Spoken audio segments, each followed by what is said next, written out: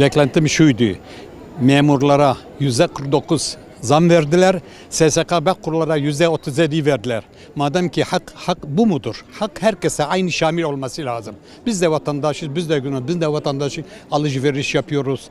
Biz de onlar gibi. Onlar da ayrı bakkal gitmiyorlar, biz ayrı bakalım. İkimiz de aynı yere gidiyoruz. Madem ki onlara verilen hakkı bize de aynı vermesi lazım. Onu istiyorum. Evet. Hala benim maaşım 10.000. Gerçekten 10.000 bile değil. 9.876. Yani bunu kim vicdanını kabul eder? Hayal kırıklığına uğradınız mı abi? Ya ne demek hem de ya ne demek? Ya insanlar bitmiş zaten. Emekli insan bitmiş. Gerçekten bitmiş. Vallahi billahi ya. Bak benim yaşım 57. Utanıyorum ya emekliyim desem. Yetmiyor. Gerçekten yetmiyor. Şimdi bu bazıları sanki dünyadan haberi yokmuş gibi köstebek gibi yaşıyor. Yer altındaki köstebek gibi yaşıyor ama öyle değil. Ayıp yazık ya gerçekten. Tamam da şimdi verdiği zam nedir yani? 28 sene benim hizmetim var ya, ayıp değil ya şimdi gerçekten ya. Sen geçinemiyor. 10 nüfusum var benim ya, 10 nüfusum. Kiradayım aynı anda. Yani insan gülesi geliyor yani insan bu düzene.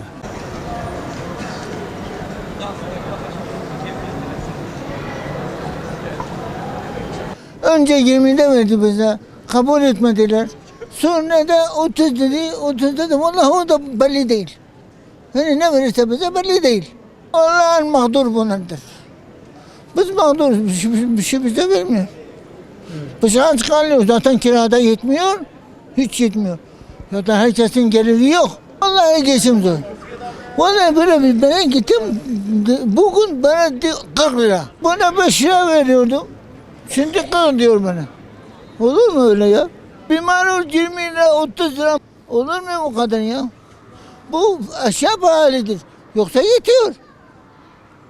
Bize indirsin, paramızı indirsin 500'e, aşağıya da indirsin.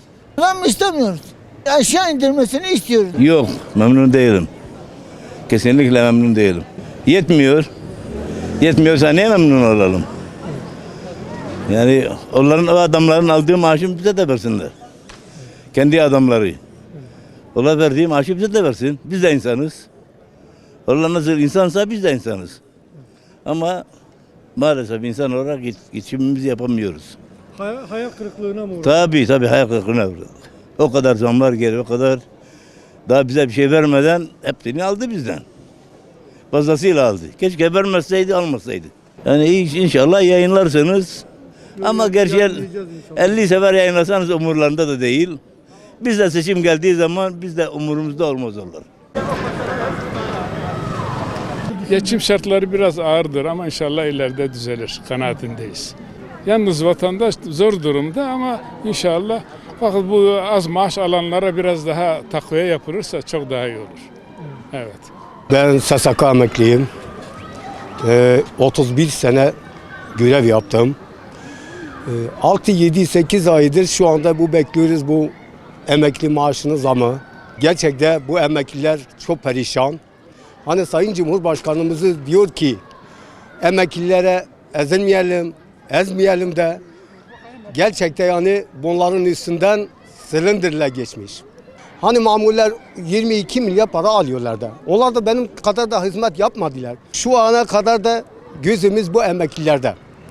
Yaşımız zaten döküldü. 10 milyar para bak. Tek bir kira 9 milyar, 10 milyar, 8 milyar Sirta'da yani herkes de biliyor da yani bu inşallah zammımızı da verecekler. Bizim ayrımcılığı yapmazlar.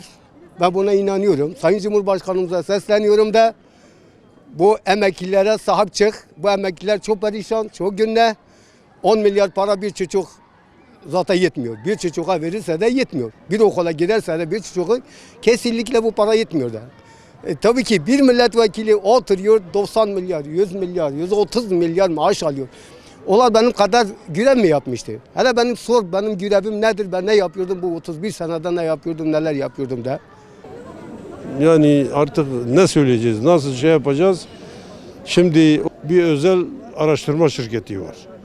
O enflasyonu %120 olarak gösteriyor, %27 olarak gösteriyor. TÜİK ise %67 falan gösteriyor. Emeklilere o düzeyde şey versinler, biz hiçbir şey istemiyoruz onlardan. Emeklilere onun üzerinden versinler. Yani kendi hizmetlerindeki, kendi emir komutalarındaki bir kurum üzerinden şey yaptıklarına biz inanmıyoruz yani. O enflasyon o değil. Tabii haliyle bugün ben 27 yıllık emekliyim. Ben hiçbir dönemde bu kadar sıkıntılı bir dönem yaşamamışım. Kiralar benim emekli maaşımın seviyesine gelmiş. Bugün mesela işçi emeklileri arasında 7.500-8.000 maaş alanlar da var. 25-30 bin alanlar da var. Büyük bir uçurum var. Yani 7.000, 8.000 civarındaki, 10.000 altındaki emekli maaşlarında iyi bir iyileştirme olmadan yapılacak hiçbir zam adil bir zam değildir yani.